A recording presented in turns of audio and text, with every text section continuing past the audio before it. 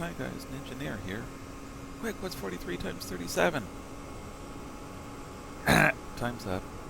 Couldn't figure it out, could you? That's okay.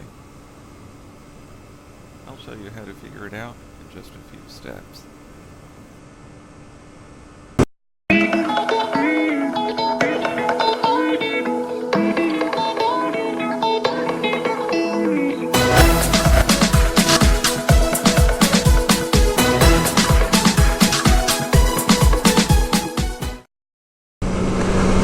The way I multiply numbers together is, I think of it geometrically. Say we have a square of length A. Now the area of the square is simply A squared. Now say we want a bigger square, such that we add length B to each side of the square, such that B is smaller than A. Now there are two ways of figuring out the area of the new square. We can simply take A plus B for one side and A plus B for the other side. Now we simply get the area A plus B squared. Now another way of doing that is we can think of it as the four individual rectangles that are formed by that addition. That is, the area of one rectangle is A times A, the area of another rectangle is A times B, the area of another rectangle is A times B, and the area of the last rectangle is B times B. This gives us A squared plus AB plus AB plus B squared. Or to simplify, A squared plus 2AB plus B squared. Now let's say that A plus B equals C. That gives us a total area of C squared, which equals A squared plus 2AB plus B squared. Now what if we move the bottom left rectangle, rotate it, and move it to the right of the top row? Now we can think of it as two rectangles. The length of the top rectangle would then be C plus B. Now the height of the top rectangle we can think of as C minus B. So the area of the top rectangle is simply C plus B times C minus B. And then we have this little B squared here. And that still equals C squared. Remember, we have not changed the total area of the figure. But what we can do is we can simply get rid of this B squared here, which means we would have the total area C squared minus B squared, which equals C plus B times C minus B.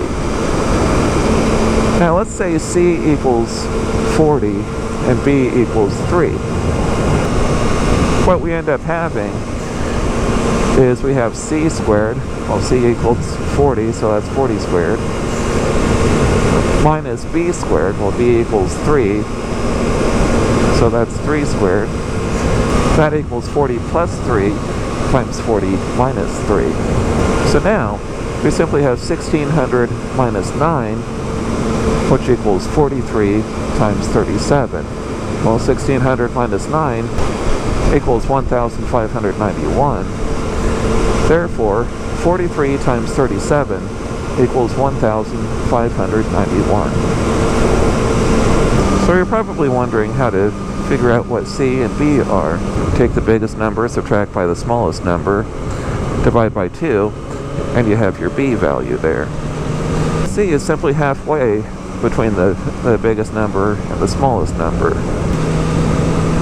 Once you know what B is, simply take the smallest number, add B to get C, or you can take the biggest number and subtract B to get C.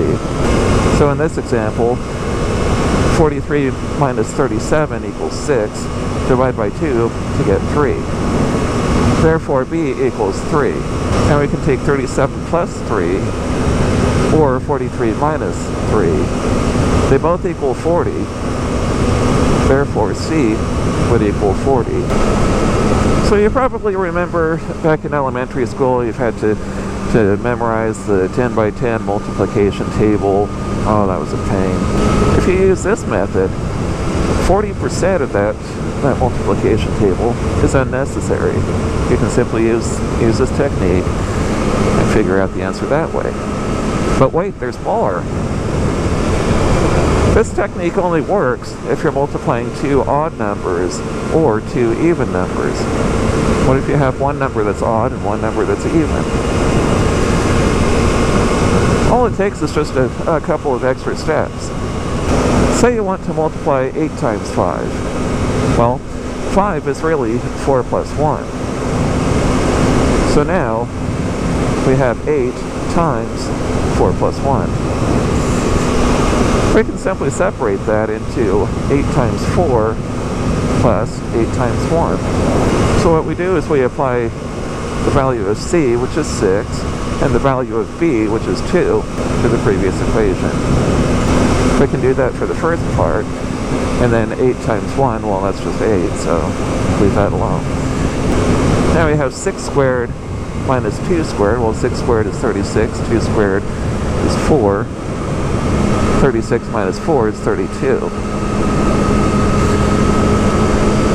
So now we have 32 plus 8, which equals 40. Therefore, 8 times 5 equals 40. So if you use this extra step, that means another 50% of the 10 by 10 multiplication table is unnecessary. Combine both techniques, 90% of the 10 by 10 multiplication table is unnecessary. So now all you have to do is multiply the square numbers, 6 squared, 10 squared, 15 squared, etc. Once you do that, just add and subtract, and you're done. Takes just a few seconds. That's how to multiply geometrically. So now when you see two large numbers, all you have to do is be squared. This is an engineer saying, be wise, be bold, be civil. Be sure to like this video if you like the editing.